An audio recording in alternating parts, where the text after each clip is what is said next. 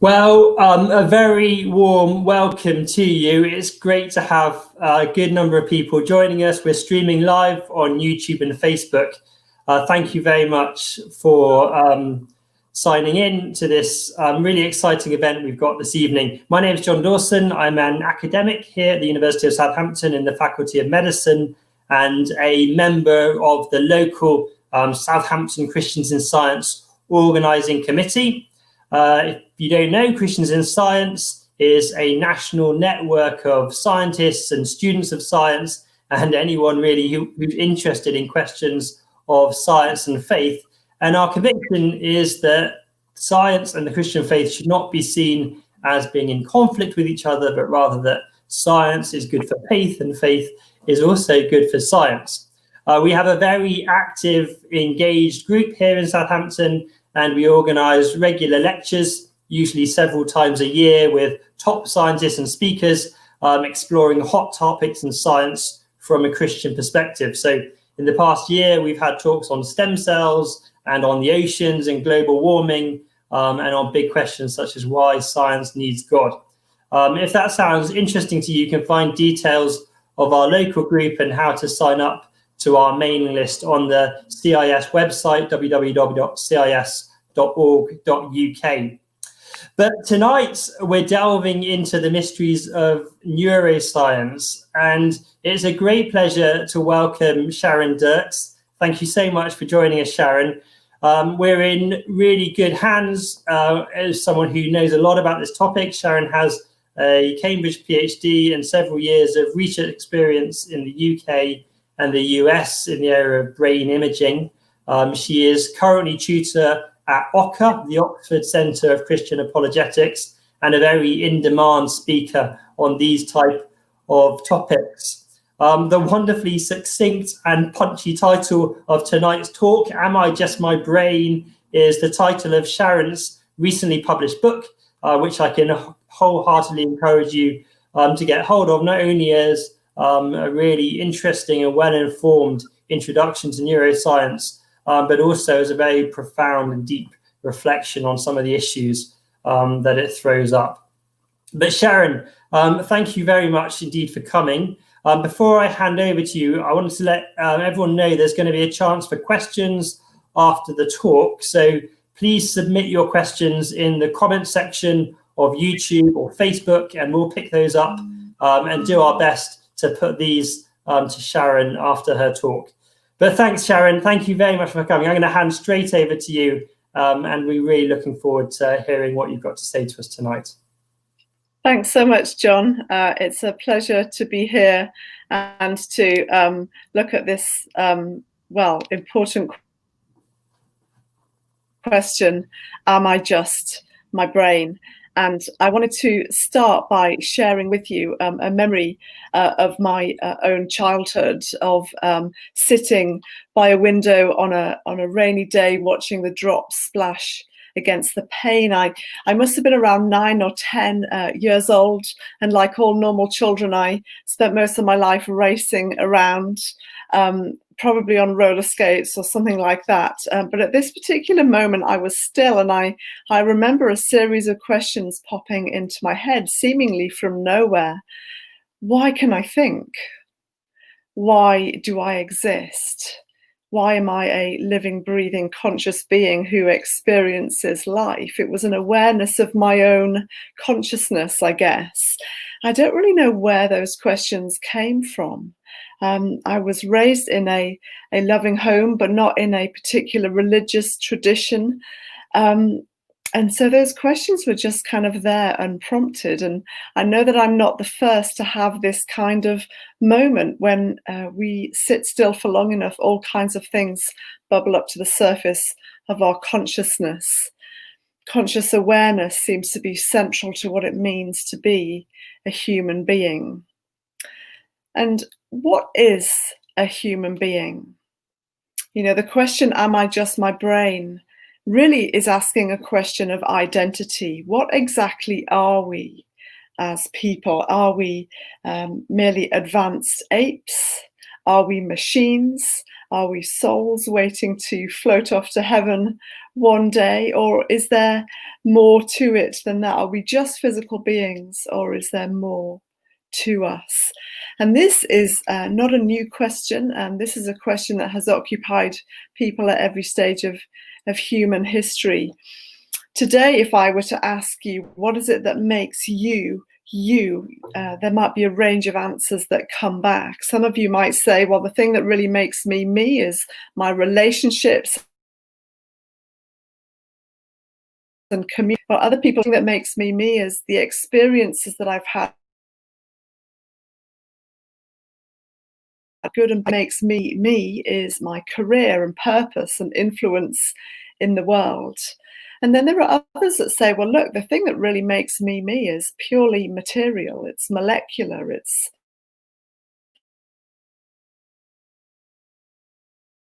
physical. It says, really, the thing that makes you you is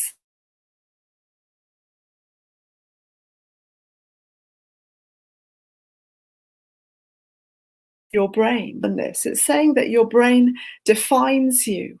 The choices that you make, the personality that you have, the behaviors that you exhibit are all driven by the activity going on inside your skull. Now, I'm sure I don't need to convince an audience such as this how extraordinary the human brain is. Just waiting for my PowerPoint to advance. Let's see. There we go. Oh no, going back. There we are. The human brain is more developed in human beings than in any other creature. It contains somewhere between 80 and 100 billion cells, and at any one moment is sending impulses to thousands of other cells at speeds of over 250 miles an hour. You might be interested to know that at any one moment your brain is generating enough electricity to power an LED light, which gives a new angle on the notion of having a light bulb moment. This 1.5 kilo melting pot of chemicals, hormones, and electrical activity takes up 2% of your body's weight, but uses 20% of its energy. It's really an extraordinary organ that I had the privilege of studying for over a decade, as I spent 11 years in functional MRI research, so looking at different ways of mapping the human brain. And it was really a pleasure and a privilege to do that. So although the human brain is extraordinary and incredible, does it necessarily follow that everything that it means to be a human being is entirely dictated by neuronal activity? Well, some brilliant scientists do believe this. You may be familiar with Francis Crick, very famous for co-discovering the DNA double helix along with James Watson, and they won the joint Nobel Prize in the 1960s for this. Well, he also wrote a few years later in his book, The Astonishing Hypothesis, he wrote this about human beings. He says, you, your joys and your sorrows, your memories and your ambitions, your sense of personal identity and free will are in fact no more than the behavior of a vast assembly of nerve cells and their associated molecules. As Lewis Carroll might have phrased it, you're nothing but a pack of neurons. What do you think of this view? Is it true that we are simply packs of neurons? And is this the best story that can be told about human identity? What's really interesting is this you are your brain view has also filtered into popular culture and is being voiced by and expressed by non-scientists such as Yuval Noah Harari, who is a historian. And Harari is the author of 2 best-selling books, Sapiens, which looks at the history of humankind, and Homo Deus, which looks at the future of humanity. Together, these books have sold millions of copies worldwide. And in Homo Deus, Harari asserts this. He says, over the last few decades, biologists have reached the firm conclusion that the man or woman pressing the buttons and drinking the tea from a vending machine, that's the context of the quote, is also an algorithm. Humans are algorithms. In other words, humans are machines. Well, you might be wondering, so what? What does it matter? Why does it matter in terms of the answer you might give to the question, am I just my brain? Well, it might appear at first glance that this is just a subject purely for the neuroscientist and the philosopher, but actually, if you dig a little bit beneath the surface, we begin to see that there are really significant implications to this view that, in fact, they impact all of us. For example, if we are just our brains, then are we really free and able to make meaningful decisions, or do we just do what our brains tell us? Are we just driven by forces beyond our control, which kind of robs everything of meaning? And if that really is the case, then why do human beings strive so hard for autonomy and for their rights? And there are huge implications for moral responsibility and judicial decisions that flow out of the answer that you give to this question. Secondly, is religious belief just brain activity? A number of brain imaging studies have been published over the last decade or so, showing that the brain is very active during different kinds of spiritual activity. And does that mean then that those things are entirely reducible to the brain activity behind it? There are also questions around ethics. What is a person? If you are just your brain, then is personhood determined and dependent upon having a healthy, fully functioning brain? And if so, what value do we assign those whose brains are not fully developed, such as the unborn or premature babies, or those with brain damage, or those with degenerative diseases such as Alzheimer's or dementia? So there are significant implications for how we define personhood, and then how that impacts on our ethical decision making. And then finally, if human consciousness can be explained entirely in terms of brain activity, then what are the implications for artificial intelligence? If we are just machines, then are we replaceable? Are we replicable? Will there one day be conscious androids walking the streets of your town, wherever you are in the world? And so our view on whether or not we are just our brains impacts what we believe will be possible one day through AI. And so the question, what is it that makes you you? And are you just your brain? I hope I'm showing you it has actually very significant implications that affect all of us, and not just neuroscientists and not just philosophers, but every human being. And is there a better story that can be told about human identity? Well, many would agree that it's not enough simply to talk about the brain. We also need to talk about the mind. You see, there are two different things at play here. There is the brain with all of its neurons and electrical activity and synapses and chemicals and hormones. And then there's the mind with all of its thoughts and memories and feelings and emotions and decisions. And the question is, what is the relationship between those two things? You see, in relation to a brain, each of us has an inner world, an inner reality. We each have this unique first-person perspective on the world. And as Thomas Nagel of New York University put it in a landmark paper in 1974, there is something that it is like to be you. We are conscious beings. And perhaps a question that some are asking is, will human levels of consciousness eventually be possible in machines?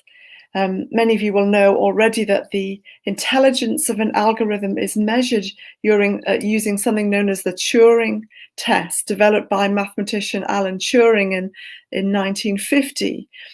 And the idea behind this is that an algorithm and a human are anonymously asked a series of questions, And an interviewer examines the answers for both, and if the level of complexity of the answers from the algorithm can't be distinguished from the human, then they have passed the Turing test for intelligence. And there are all kinds of algorithms doing this. Not least, one example is the Ukrainian 13-year-old boy, Eugene Guzman, that fooled a third of its interrogators into believing it was a human being, and that was in 2014. And no doubt there are many other examples that have arisen since then. But just because a machine appears to be conscious, does this mean that they are conscious? A few years ago, my children attempted a conversation with Siri, which is one of the ways that AI comes to us on a daily basis in our homes, or Alexa and Google might be other alternatives. And my children said this: Siri, how are you? I'm fine, thanks for asking. Siri, how are you feeling today? I'm happy to be alive. Siri, are you a person? Sorry, Sharon, I've been advised not to discuss my existential status. Siri, why are we here? I don't know. Maybe the Genius Bar folks can answer that. Siri, why do you exist? I process, therefore I am. This might be perhaps an overly simplistic example, but the aim is to illustrate the point that our interactions with some forms of AI can give the impression that they have a mind of their own. But just because a machine appears to be conscious does not necessarily mean that they are. In fact, it was the famous thought experiment by John Searle, his Chinese room, that argues that that is not necessarily true. The Turing test does not speak to consciousness. And Searle asks us to imagine the following scenario. Imagine a person outside of a room, a closed room, passing Chinese messages to the person, another person inside the room. The person inside the room has no knowledge of Chinese. They just have a book for decoding the messages that come in. And so the messages come in, they decode it, and they send another message out. To the person standing outside, it seems like the person inside can speak Chinese. But that is not the case. All they know to do is how to process Chinese characters. And Searle uses this thought experiment to make the very point that just information processing capacity and ability is not necessarily an indicator of consciousness. Of course, we know that AI has greatly advanced in the last few decades, benefiting many areas of life, including finance, healthcare, transportation, agriculture, education. It has been used to combat crime, to detect cancer, to dispose of bombs, to dispense prescription drugs, and so on. But it is a very different thing to speak of an algorithm possessing human consciousness. And whether or not you think that androids, conscious androids, are possible in theory really flows out of the answer to the question you give, am I just my brain? But when we really think about what it means to be human, it seems that we can't really reduce this to simply a series of tasks like those that algorithms perform. In fact, the things that make us most human, the things that we value most of all, are not related to tasks or efficiency at all. We value relationships, we value love, we value being known, being listened to, and being understood. And most centrally, humans have a conscious mind, an inner world that needs some more explaining. And so a key question that we need to ask, really, and it's actually the question that lies at the heart of this whole conversation. It's known as the mind-brain problem. What is the relationship between the brain and the mind? How do you get from brain cells to thoughts? How do you get from neuronal activity to, oh, that conversation went really badly today? How do you get from electrical activity in your head and cell voltages to what shall we eat for dinner? Or I must remember our anniversary. How do you get from brain chemistry to what it's like to be you? Is that even possible? And the perspective driving some of this discussion is essentially saying that mind and brain are the same thing. The mind is the brain. Mental states are brain states. Mental processes are brain processes. Which is kind of another way of saying there isn't really anything it is like to be you. There is only brain activity. But surely this is an absurd way of thinking about human beings. First of all, it seems to be incoherent. The person voicing this view is essentially saying, my first person perspective on the world is that there is no first person perspective on the world. And so it's incoherent. It doesn't hang together even according to its own frames of reference. And secondly, we don't seem to live as though there is no first person perspective. We see that our bookshops are full of autobiographies describing people's experiences and perspectives on life, and we read them by and large assuming their truthfulness. Now, 9 months into a global pandemic, we each have a story to tell of how COVID-19 has impacted us and our families and our neighborhoods. You see, we live as though human experience is genuine and not merely brain chemicals. Even mindfulness experts tell us to focus in on this inner self for a better state of well-being. There seems to be a deep sense of contradiction in our culture in terms of whether we do think it's all just neurons or really whether there is more to us than that. And finally, we really seem to treat other people as though they're not just packs of neurons. As well, we experience outrage and anger at things like human trafficking and humanitarian crises and institutional racism, precisely because we believe the people involved are not simply packs of neurons, but conscious beings who experience suffering. And so this is an absurd way of thinking about human beings. It really offers a diminished view of the human person. And, you know, one of the things that I really want to say in this talk is that it's actually neuroscience itself that argues that we're more than our brains.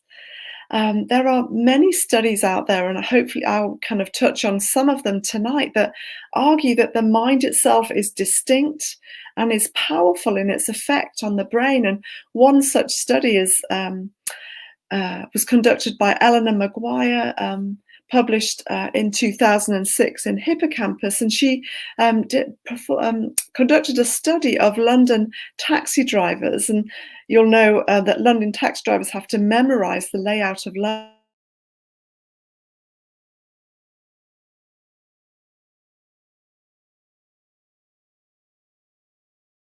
known as things. What they did was measure the hippocampus, the brain region or part of the brain regions known to be involved in working memory. They measured the size of the hippocampus throughout the process of these taxi drivers memorizing the layout of London. And they contrasted them with controls who were bus drivers who didn't need to memorize the layout of London. What they saw was the size of the hippocampus, a brain area known to be involved in working memory, increased significantly in the taxi drivers, but not the bus drivers. In other words, providing evidence of a mechanism known as downward causation, where these higher functions of memory and our kind of higher functions of thinking and so on, having a downward effect onto the underlying processes of the brain. Another example of downward causation would be the placebo effect. If you are given a blank drug that you know that you believe will help, it will have some therapeutic value. It won't obviously entirely solve the problem, but it will have some therapeutic benefit to you. And this is another example of the power of the mind to influence the and brain through these top-down effects of the mind onto the body and brain. And so there must be more going on than simply neuronal activity alone. The mind is also powerful in its effect on the brain. And what the science has shown us is that mind and brain are connected. Clearly what the, brain imaging data and all kinds of other studies show us that if you put someone in an MRI scanner and give them a task to do that uses their mind, what will you see? You'll see all kinds of brain networks lighting up. And so clearly mind and brain are connected. But the leap that is often made there is to say, well, just because mind and brain are connected, that must mean they're identical. And that's not necessarily the case. Mind and brain are two very different things that clearly work closely together, but it's not a foregone conclusion that they are synonymous and that one surpasses and supersedes the other. Let me try and explain a little bit more why that is the case. Perhaps you've had one of these today. I know I've had several. Imagine I were to ask you to describe to me the smell of coffee in purely physical terms. If we're saying, look, you can chalk everything down to physical processes in the brain, then I would ask you to describe to me the smell of coffee in physical terms. Now, you might offer me a diagram of the chemical structure of caffeine, but that doesn't get me any closer to the smell of coffee. Or you might describe to me the physical processes happening as I drink it and digest it and the physiology that's going on in my body. But that doesn't get me any closer to the smell of coffee. If you want to understand what coffee smells like, you need to smell it. And that is something that can't be reduced any further and is impossible to describe physically. And philosophers, so the smell of coffee is an example of a quale, or the plural qualia, which philosophers use to refer to qualitative experiences that are impossible to describe in physical terms. Other examples might include the taste of watermelon or seeing the color red, and so on. And the idea behind this is that brain processes alone are not enough to account for qualia. If I were to conduct an experiment to find out what it's like for you to revise for your next set of exams, or go through an audit at work, or write a series of reports at the end of a study, well, I might, collect some very interesting brain data by putting an EEG cap on you, a bit like the one on this slide, measuring your EEG maybe 24/7, and perhaps putting you in an MRI scanner and collecting periodically some structural scans and some functional scans. And I'll get some really interesting data of what's going on in your brain while you revise for your next set of exams or go through this audit at work or write a report. But would that tell me what it is like for you to go through that process? Well, not really. To find out what it's like for you, I need to talk to you. It's all very well finding out what's in your brain, but it doesn't tell me what's in your mind. To access your mind, I really need to ask you to tell me about it. And so we begin to see that physical processes and the human inner life and the human experience are two very different things. And how you get from one to another is not a new question. It has occupied scientists and philosophers for millennia, for centuries. And, despite throwing the brightest minds at this question, there is no consensus on how you get from brain cells to thoughts. And people like, many atheists and agnostics acknowledge that this is a hard problem to solve. And David Chalmers, who is Professor of Philosophy and Director of the Centre for Consciousness in Australia and also of New York University, has named this the hard problem of consciousness. And he distinguishes between easy problems and hard problems. Easy problems are to do with looking at the explaining structures and processes, for example, when you would go from one state of consciousness to another. Or, for example, when you might go from a state of being awake to being asleep, you would look at what brain areas are knocked out when you move from that between those two different states. Or you might look at the effect of anesthetic on somebody, on the human brain. And studies have been published on these. And these are what Chalmers would refer to as easy problems. Now, they're not easy. They're incredibly difficult to study. And whole lifetimes of research are taken up in their quest. But compared to the hard problem, they are more trivial, because the hard problem refers to trying to explain conscious experience, trying to explain what something is like. How do we explain conscious experience? Or as Baroness Susan Greenfield, Professor of Physiology at Oxford University, put it in 2012, how does the water of boring old brain cells and sludgy stuff translate into the wine of phenomenological subjective experience? Very interesting language that she uses. How do you get from water to wine? And I guess the point that I want to make in this talk is that chemical reactions and cell voltages and neurotransmitters, though incredibly elegant they are not enough alone to make this leap. And it's worth asking the question, are there then better ways of describing the mind-brain relationship that make more sense of human beings, both philosophically and in terms of what we're seeing in the clinic, and in terms of how we seem to operate as people? We can't simply restrict our field of view to the neurosciences. We need to look beyond that also to philosophy and to life itself. And the answer is that yes, there are a number of different ways of looking at the mind-brain relationship that actually a number of atheists and agnostics subscribe to as well, because they offer a more satisfying perspective on human beings. And I just want to touch briefly on a few of those now. And I sort of acknowledge here that I'm condensing huge areas of philosophy of mind and really just summarizing some of the main kind of points that are made by philosophers. So one view is that the mind emerges from the brain.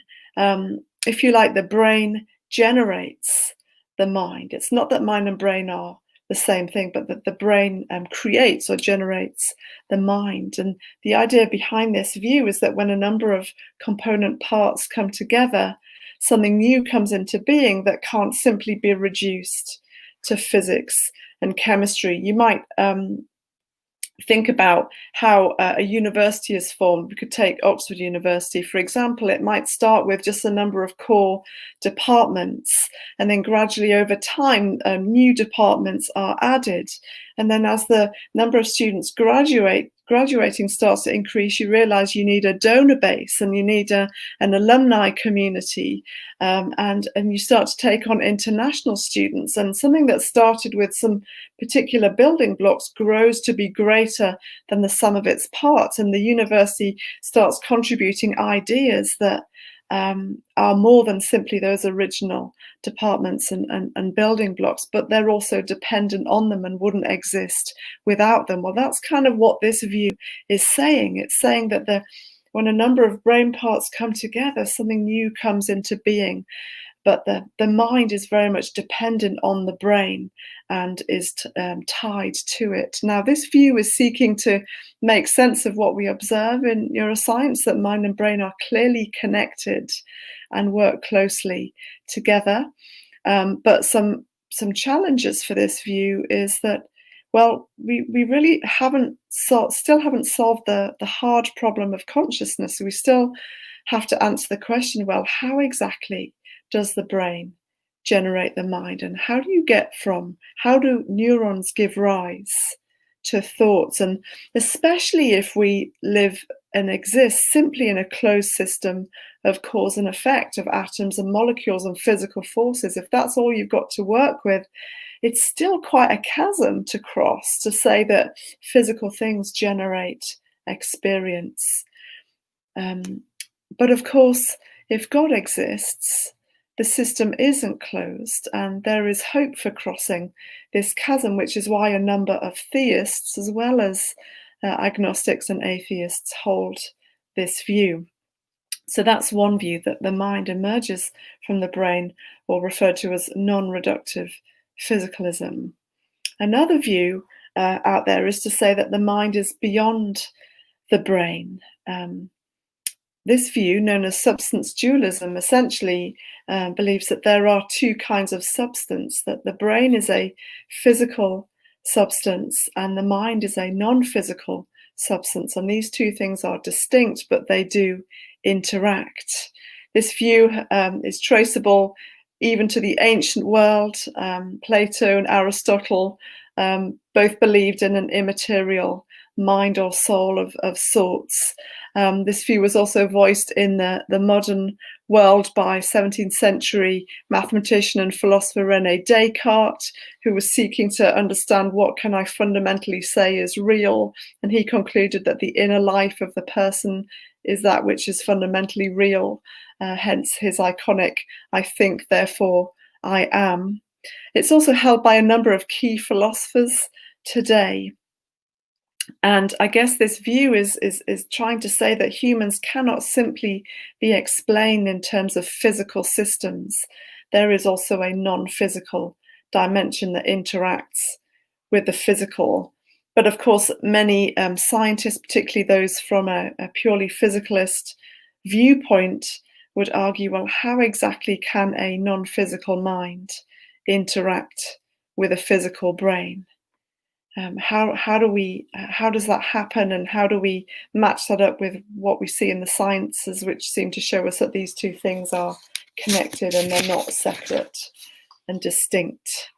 So that's substance dualism. And then finally, there is also Panpsychism, the view that a mind is kind of fundamental to everything. This view acknowledges the shortcomings of trying to explain consciousness purely in terms of physical building blocks alone, and acknowledges that the conversation needs to start somewhere new. And this view says, look, instead of starting with physical building blocks, instead of starting with matter, atoms and molecules and trying to build a bridge to consciousness, why don't we start with consciousness and experience and consider that fundamental and properly basic, and build a view from there? And so they say, look, what if mind is fundamental?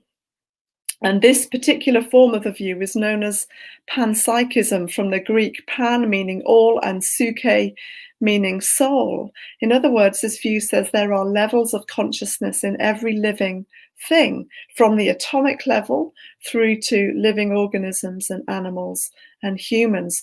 But more complex systems possess higher levels of consciousness. And there are, again, a number of proponents of this view around the world. So I guess this view is kind of saying there's something that it is like to be an electron, or a tree, or a chimpanzee, as well as a human being. You know, the advantage of panpsychism is that it solves the hard problem by making mind and consciousness fundamental. It also acknowledges the inadequacy of the other approaches that try to reduce us to physical things. And it kind of gives us a glimpse of the kind of explanatory power that we gain if we start to place consciousness at the center of our thinking, as opposed to physical things. But the challenges that come with this view include, how does panpsychism account for the unity of consciousness? The thing that is central, or one of the things that is central to consciousness, is that you don't have millions of distinct experiences coming from all your different neurons. You have one experience. There's a sense of integration and coherence to human consciousness? And how do you account for that if we're made up of trillions of seemingly conscious entities? How does that integrate into a unified experience? And it still leaves questions unanswered about how we explain the vastly different levels of consciousness that humans seem to have compared to even their closest primates in the animal kingdom. It still leaves some questions unanswered there. But either way, data from clinical research is suggesting that the connection between the human consciousness and brain activity is surely more complex than chalking it down to brain chemistry. I could look at a number of different studies. We'll look at a few together. Now, one example is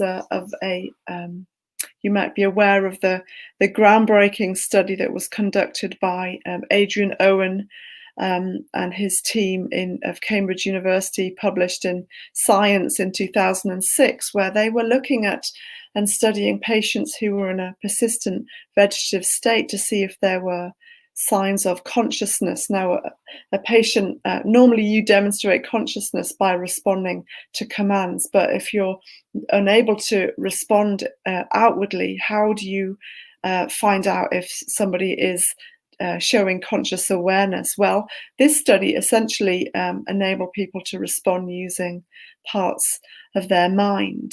They were able to make contact with a very small number of patients and train them to do two things. Firstly, to imagine playing tennis, and secondly, to imagine moving around their room at their house at home. Firstly, if you imagine you're playing tennis, what you find is a whole network of areas to do with motor function, motor control light up in your brain. And if you imagine that you're moving around your room at home, what you find is a whole network of areas to do with spatial navigation light up. And having demonstrated these areas and reliable activation in these patients compared with healthy controls, they then were able to ask a series of biographical questions that could be verified with family members. And they, when they asked the question, they said, if you want to answer yes, imagine you're playing tennis. And if you want to answer no, imagine you're moving around your house at home. And what they discovered was that a very small number of patients were able to answer every question correctly. And this kind of study is sobering. And at the very least, it gives us pause for thought. How are we to make sense of this kind of data? These patients were showing in some parts of their brain very significant levels of damage, but other parts seem to be functioning. And Owen, who is not a theist, summarizes his research in his popular level book, Into the Grey Zone, by saying that he interprets this as intact minds that are adrift deep within damaged bodies and brains. And this data, however we read it, is surely telling us that human beings are complex. There is a lot to us, and the neurosciences are highlighting that in the kinds of studies that we're seeing. There is also the question of how we make sense of a growing body of evidence for near-death experiences. You may be aware that there are a number of near-death experiences that are coming to light and being discussed by philosophers and cardiologists and so on. This kind of data has arisen particularly since the advent of cardiac surgery and neurosurgery, and particularly the types that require the patient to be put in a state of clinical death. So some very significant brain surgery might require the person's body to be cooled to a very low temperature, their heart stopped, their brain drained of all of its blood and any detectable EEG signal.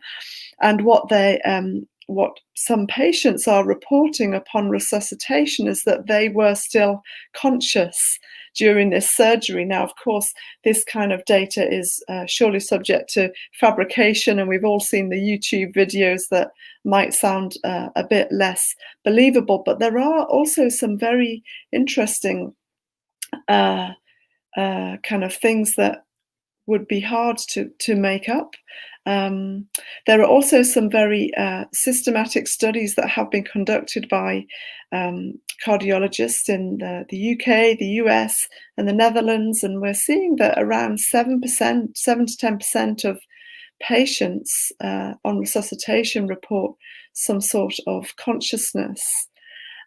Is this evidence that the mind can exist without the brain?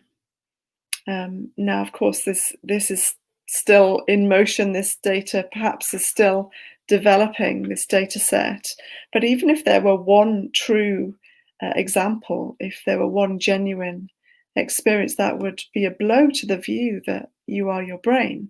If you are your brain, you wouldn't see this kind of data. And there's a particularly interesting book written by a Harvard neurosurgeon with a over 20-year career in academic neurosurgery, who was originally a physicalist and was very convinced that everything was tied to the workings of the brain. If you don't have a working brain, you can't be conscious. Until in 2008, Dr. Eben Alexander developed very severe bacterial meningitis. He was in a coma for 7 days. His entire neocortex, the parts of the brain responsible for the higher functioning of a person, were not working at all, entirely shut down. He wasn't expected to survive. His family were told to put their affairs in order. But he miraculously, some would say, went on to make a full recovery and tells his story in his New York Times best-selling book, Proof of Heaven. And when in a coma, he talks about having a very vivid and clear reality, including meeting a sister that he never knew that he had, but then later went on to discover had been real and had died before he knew her and met her.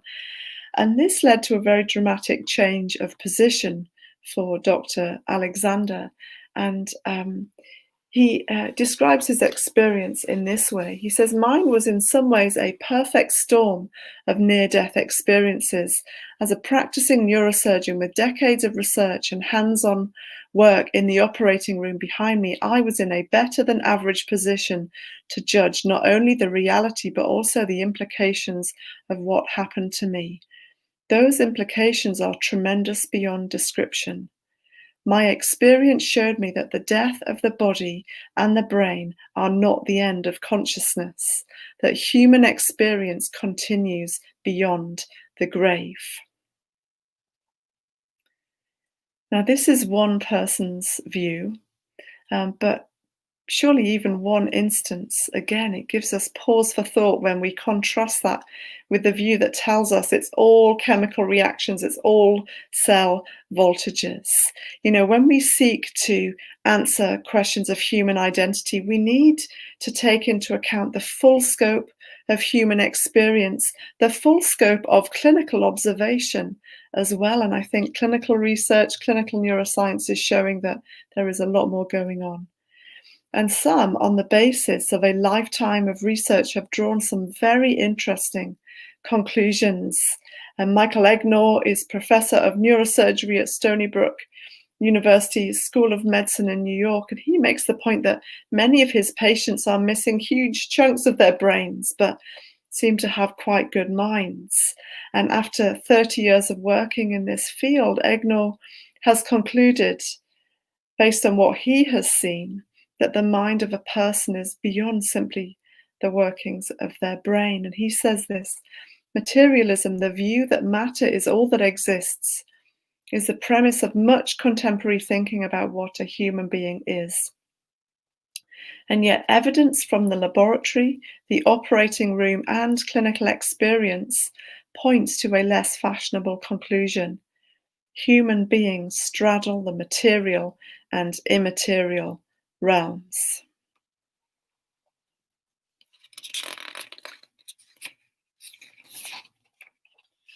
Now,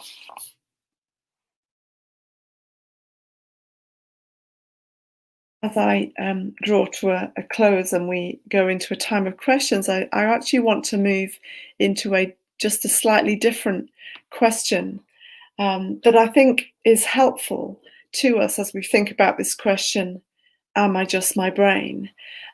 Because even if all of our questions about the scientific workings of the mind and its relation to the brain are answered, even if we come up with a very elegant neuroscience of consciousness, and I very much hope that we do, this will still leave some questions unanswered, and there will still be questions that science cannot answer and was never intended to answer. Questions like those that appeared to me out of nowhere as a child. Why do we have a mind in the first place? Why are we conscious beings? Why can I think? And as David Chalmers is recorded to have said, there is a difference between finding a correlate and finding an explanation. Does a purely physicalist approach offer the best explanation for the human mind? Well, many argue not, that the forces of nature alone are not enough to explain the human mind, and therefore we need to look beyond the forces of nature to other possibilities. And really it comes down to this question: is what we see with our eyes all that there is in this world, or is there more? And if we are willing to entertain the possibility that God exists, does that help us make sense of the human mind? Well, a number of key philosophers and scientists would argue, yes, it does. If God exists, then mind is fundamental to the universe and preceded everything else. The first sentence of the Bible says that in the beginning, God created the heavens and the earth. And if this is true, then we have grounds for making sense of the human mind. We have a basis for solving the hard problem of consciousness, because we didn't start with physical building blocks. We started with the conscious being known as God. God is a conscious thinking being. And this view also says that humans are made in the image of God and reflect some of his qualities. In other words, we have a mind because God has a mind. We think because God thinks. We are conscious because God is a conscious, rational being, which means that you can believe in God and be a thinker, because God is actually the reason that that is possible in the first place. And if humans are made in the image of God, then that means there's incredible hope for us as we think about these wider issues that concern us and impact us, because it means that there is an identity to us that runs so much deeper than just the activity of our brains. It says that we are so much more than machines. We are, human beings are sacred. We are of immeasurable value and worth. It means that we're not just an accident. We're each created by a God who knows us and loves us, and we're made for a life of meaning and purpose, and regardless of the condition of our body and our brain. And the mind that we've been given also enables us to know God. The Judeo-Christian view says that this God is also personal and relational and can be known, and has made himself known particularly through the person of Jesus Christ. And that this God invites all people into relationship with him. No one is excluded from that unless they choose to be. And this is something that is open to everyone. It's available to everyone. I actually came to change my mind about God as a student, as a biochemistry student, having arrived at university very agnostic, and actually finding that there were thinkers that believed in in God and were brilliant scientists around me, including one of my biochemistry lecturers who said he was a Christian. And so I actually changed my mind and began a friendship, a relationship with God. And this whole possibility is made possible precisely because we are conscious beings and we're able to think about these bigger questions, and we're able to also relate beyond ourselves to God and to other people. And so there is far more to us than simply our brains, and the very fact that that is true makes all kinds of other things possible, including knowing God himself. Thank you for listening. Wonderful. Thank you so much, Sharon. I really enjoyed that, and I know lots of other people did from the comments as well. So thank you very much indeed. That was a really stimulating and interesting talk, and you covered so much, and of course raised lots of questions. So we're going to spend a bit of time now talking through some of them. Perhaps please do continue to send in your questions into the comment sections in YouTube and Facebook. And they're going to be put up in front of me by some of my colleagues working behind the scenes. Sharon, just as we start, could you maybe say a little bit about what the range of views were among your colleagues in the brain imaging labs you worked in? Were they all reductive physicalists, or was there a wider spectrum from that? Do you know what was a very interesting observation for me as I look back? That we actually didn't talk about it. And I wonder if that is something that is quite fundamental to this conversation, that a lot of neuroscientists actually don't necessarily think about philosophy. Some of them do, but not all. And because your bread and butter is the physical exploration, of physical systems, then it seems like a no-brainer that must then be the explanation for everything, because that's your kind of bread and butter, and it's what you're dealing with on a daily basis. But we actually didn't talk about these different philosophical positions. It just didn't come up, and that was very interesting. That was actually a bit of a eureka moment for me as I was thinking about this and thinking about my own education. And I'd love to see more. I know that it is possible, but it's not always common for scientists to study philosophy or different philosophy of religion, philosophy of mind alongside their discipline, but that might actually be a good idea. Great, thank you. So we have a question here relating, I think, to some of the earlier comments you made about how physical trauma can change our personality and that kind of thing, and change the actual brain itself. And the question is, can emotional trauma do the same? Do you see signs of damage through emotional trauma in the brain? Well, what we certainly see, thank you for the question, is I know that there's a lot of work that has been done looking at psychosomatic illness, where the effect of there are kind of illnesses that some people have that don't seem to have a traceable physical cause. And that might be another example of how the trauma to the mind can, impact the body. So psychosomatic illness is something that, it is costing health systems, millions of pounds and dollars every year. And yes, I think that's probably as close as I could speak to sort of answering that particular question, that there are illnesses out there for which there's no organic physical cause that they can trace it back to. So the mind is powerful in its effects on the body and brain. Thank you. So we had quite a lot of questions regarding explanation for this hard problem of consciousness and exactly how it works in your argument, bringing God into the equation. So one person put it nicely, said, can you genuinely explain the mystery of consciousness by appealing to another mystery, i.e. God? Thank you for the question. So, I'm I think that I'm trying to look at, what is the framework that makes most sense of reality. And none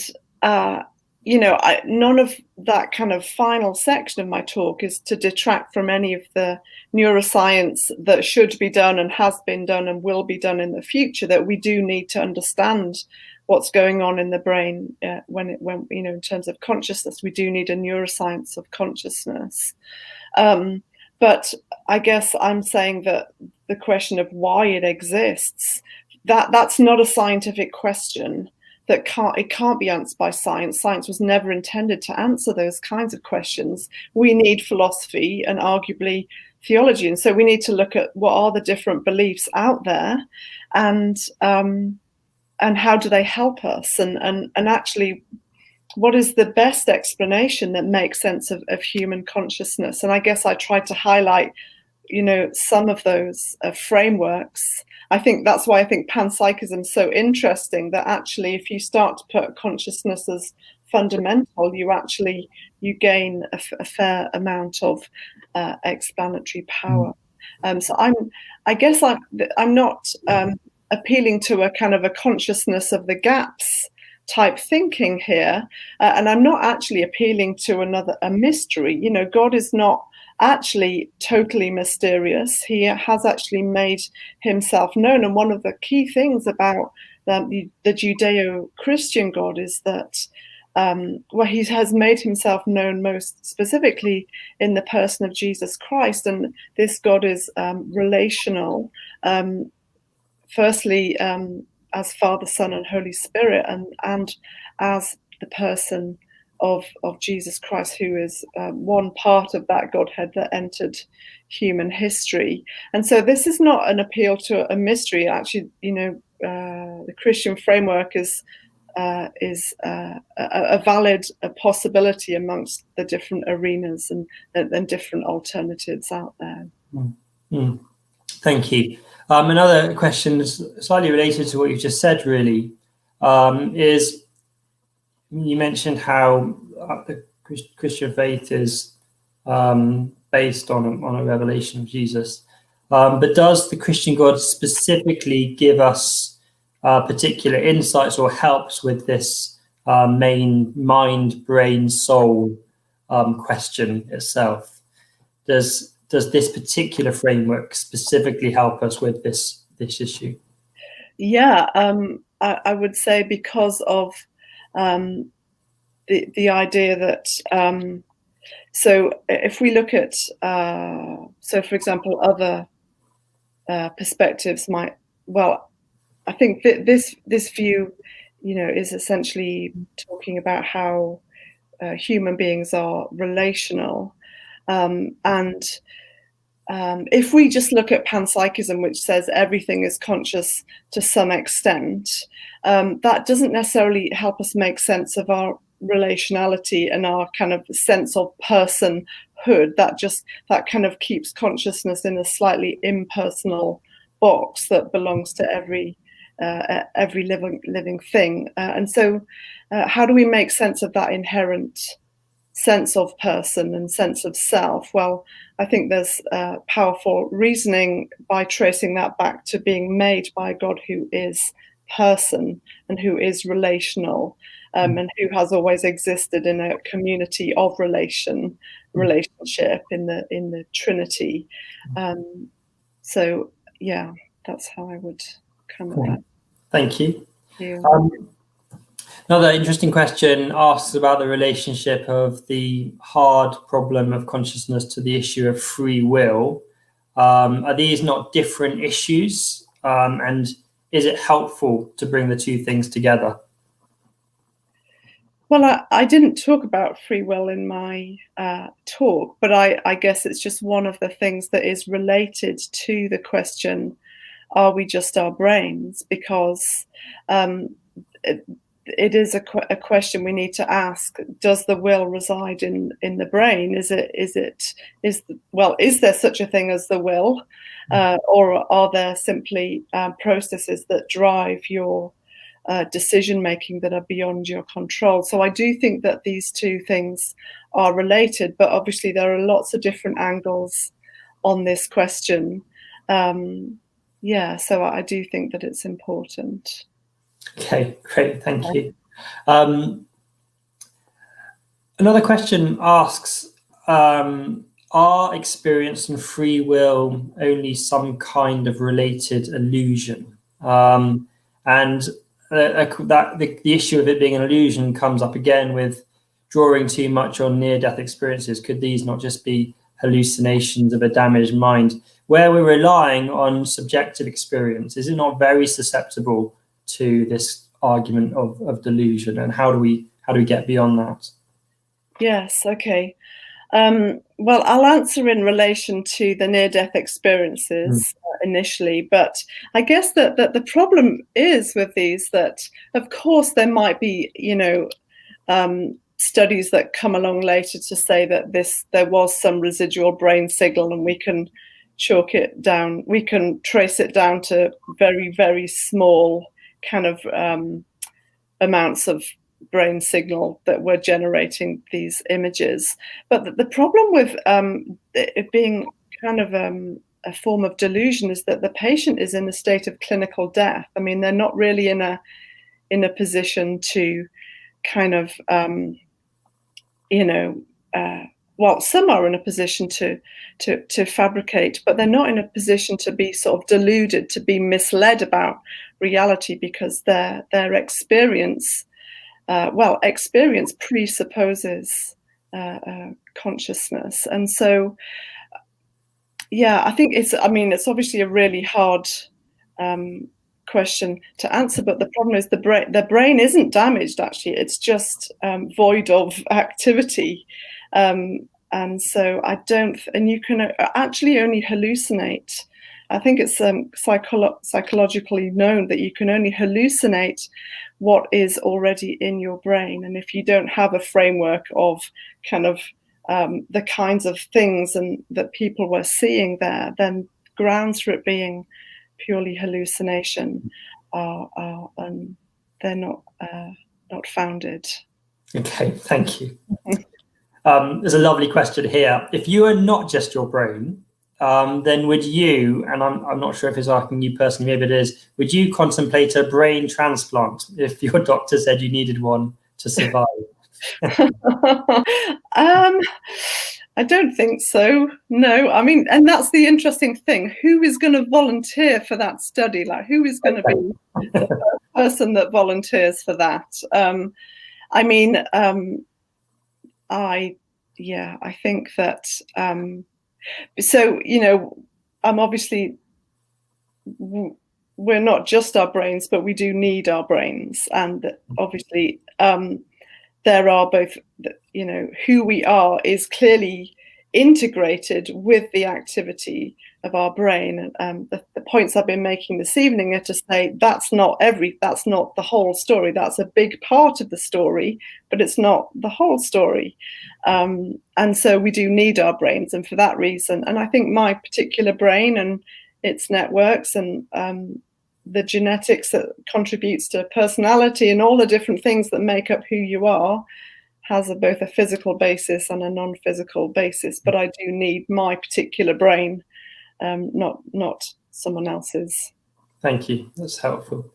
Thank you, Sharon. You're doing really well at answering these very succinctly. So we're getting through a good number of these questions. Could you say a few words to contrast humans and animals with respect to the topics you've discussed? Yeah, I think that certainly lots of different studies have looked at different levels of consciousness, and I think what we clearly see is that there are levels of consciousness in certain members of the animal kingdom. For example, I tell my friend I always talk about her dog when I'm talking about am I just my brain? But dogs seem to have an emotional life. They are they get scared when there's a storm, and we could say the same with a number all kinds of different animals, primates, different studies that have been conducted. I think what perhaps the distinction that we would make is that animals seem to be responsive to their environment, and they have an awareness and a consciousness of their environment, but their behavior doesn't seem to suggest that they have this reflexive self-awareness that humans have. Their behavior doesn't seem to suggest that they crawl into their bed at the end of the day, say, oh, that was a difficult day, or why am I a dog and not a cat? Or and there are all kinds of different observations of animal behavior to suggest that they don't seem to be aware of themselves. For example, like when a chimpanzee sees itself in the mirror, it seems like it's treating that as another chimp, not as a reflection of itself. So they don't have the capacity to kind of think in those kind of higher ways. And so animals do seem to have an inner life of sorts, but not necessarily the reflexive self-awareness that we have. And you could even argue that some of them only have that because they have been in a relationship and spend a lot of time with human beings that kind of help them with these traits and can train them, and they wouldn't train themselves. And I guess the biggest distinction is that they don't have human levels of language to express however much consciousness they do have. And I guess language is one of the biggest differences. Mm-hmm. Great, thank you very much. Got a few questions here on how we go about judging these arguments and coming to a decision on them. So, for example, one question on near-death experiences. Dr. Alexander gave a very convincing description of his post-death experience, but how can we tell if he is deluded or possibly lying? What are the kind of principles you use to go about trying to come to a point of decision on some of these really difficult questions? Yes, I mean, I guess I would, we need to take these on a case-by-case basis. And my first thought is, what would he have to gain by changing his view? It's actually an extremely unpopular view amongst his colleagues. A lot of his colleagues thought that he was slightly balmy for talking about these kinds of things, but he just felt so convinced that it was the right thing to do, and must have had good reason to do that. He might be slightly offended to think that he was deluded after 7 days in a coma, and to come out and talk about these things. And interesting things like seeing a sister, someone that had died, and seeing and actually being shown a photograph of her later on, and it being exactly the same person. I mean, how do you explain that kind of experience? These things just highlight to us that we have all kinds of experiences that are kind of, we can't simply make sense of them using the sciences. And I guess, to figure out the truthfulness, we would look at his life, we would look at what people said about his reliability and truthfulness beforehand, before it happened, and also after. But I guess he would have really not very much to gain by taking on the view that he developed, because it wasn't popular. Mm-hmm. And in terms of the role these near-death experiences play in your own Christian beliefs, are these functioning as a basis for your Christian beliefs, or are they something that you think shed light specifically on this question of mind and Yeah, I think that thank you for the question. I think the data is I think probably still developing, still fairly new compared with some of the other sciences, but I think that I think rather than using it as this is a proof, I'm not actually in stage of saying this is a proof that life exists beyond the death of the body and brain, but rather, if God exists, can we make sense of this kind of data, this really interesting kind of data? And we would say, well, yes, we can, because the Judeo-Christian framework does say that we're not just physical, we are also, there is a non-physical dimension to us, and the end of the death of our body and brain isn't the end of us. There would obviously be some conversation around, I think some theologians would say, look, these are situations of people approaching death in a reversible way, which is a little bit different to irreversible biological death. And so there are some theological questions that people discuss around that. But I think if God exists, can we make sense of this kind of data? Well, yes, we can, because if God exists, then our brains are not all that there is to us. Thank you. Great. Another question asks, what about idealism, which is arguably what Augustine and Aquinas believed, and has perfectly parsimonious and scientifically sound modern formulations. What's your view of idealism? Perhaps you can explain what that is to us. But also, perhaps more broadly than that, presumably there is a range of Christian views on the mind-brain question as well. Yeah. I guess idealism, from my understanding, is the view. It's almost like the opposite of a reductive physicalist view, where the reductive physicalist is saying everything is reducible to the physical.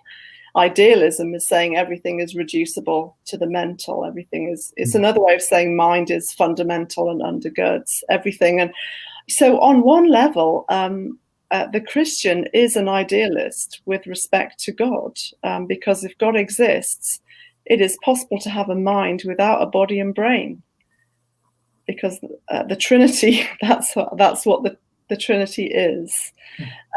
However, in the incarnation, in the person of Jesus, the mind and body are united, and that's what makes the arrival of Jesus in human history slightly mind-boggling.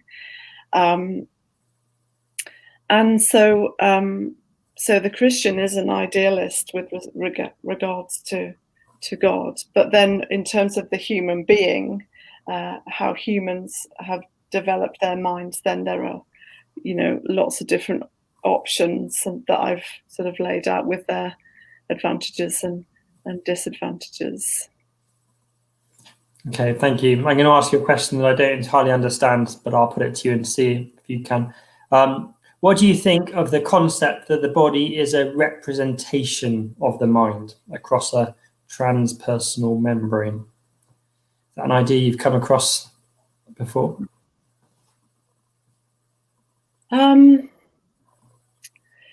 Yeah, I haven't come across that. I think it's an interesting one. I certainly think that mind and brain they interact with each other. That your brain influences your mind. There's such a thing as neuroplasticity. We're increasingly now knowing that throughout a person's life, what you do to your brain impacts your mind, and also we know that the mind is powerful on the brain, and so these two things are kind of interacting and integrating all the time, and one can influence the other in very significant and powerful ways. I guess it's tending to separate the human person out into kind of distinct components that are operating across something. I mean, what is a transpersonal membrane, and what does that mean in reality? I guess that the biblical view is that human beings are physical and spiritual beings. Both of those things are integrated, that we have a physical dimension and there is also a spiritual dimension to us as well, and those things are very much integrated and influence each other. Great. Well, thank you very much, Sharon. I've been reminded, did I cover question 6? Is it then possible to speak about the mind and... Oh, okay. So can we talk about the mind and brain without talking also about the spirit? Thank you. Just clarify the relationship between mind, soul, and spirit. Thank you. Yes. Yeah, thank you. I mean, this is a huge area. You'll probably find people of different views, and we're getting into theology here in this question. Thank you for the question. And I think that, so in terms of,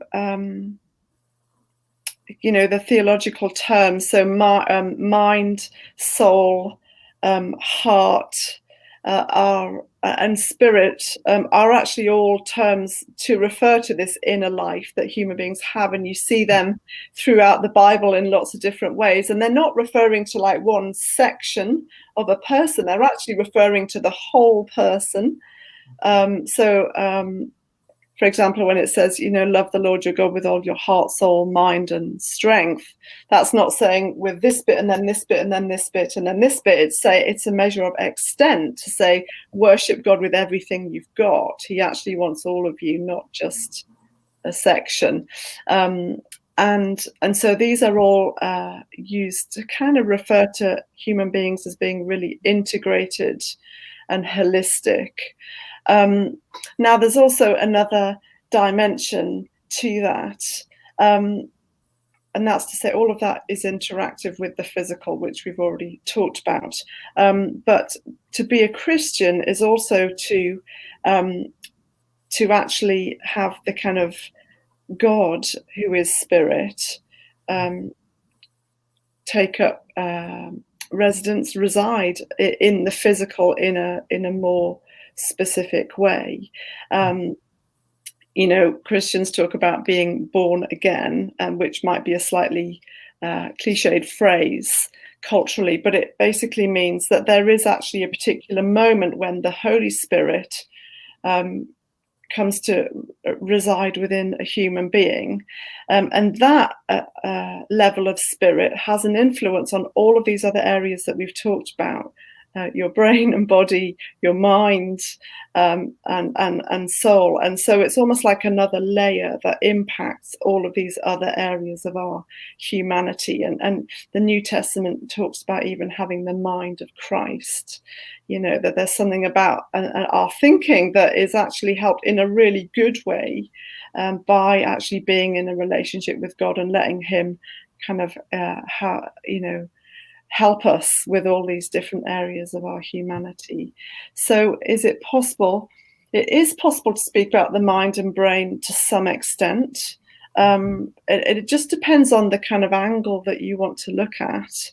But as soon as we get into theology, and certainly for those Christians that would say, actually, that the brain generates the mind, and actually physical systems can get you so far, would probably say, but there are dualisms when you start talking about the spirit, that there's clearly a spirit body dualism, and that's what it means to be a Christian. You actually have received the Holy Spirit, and God is at work in your life, and that Holy Spirit brings all kinds of things. It brings helps break habits that you never thought you could break. It helps with relationships that you thought could never be mended, and helps breathe life into dead places in our lives. And so these are really complex areas, and it seems there are many dimensions to a human being, which surely means that we're way more than our brains. Thank you, Sharon. I think that was a really good point from which to end. We really, really appreciated your time, and as I said, you've really been so helpful with these questions. We had a lot, and you've been able to answer a lot as well. So thank you very much indeed. Can I just remind you, if you, like me, have enjoyed tonight, to look up Sharon's book, Am I Just My Brain? I'm sure you'll be able to find it on Amazon. It's published by the Good Book Company. And final reminder, if you'd like to know more about these events, we've got another lecture coming up in the springtime to be announced. Come and find us, the Southampton local group, on the cis.org.uk website, where there'll be a link to sign up to our mailings so you can find out about future events. But thank you very much for logging in to listen tonight. Thanks again to Sharon. If we're all together, we'd give you a big round of applause, but thank you very much indeed. Good night, everyone.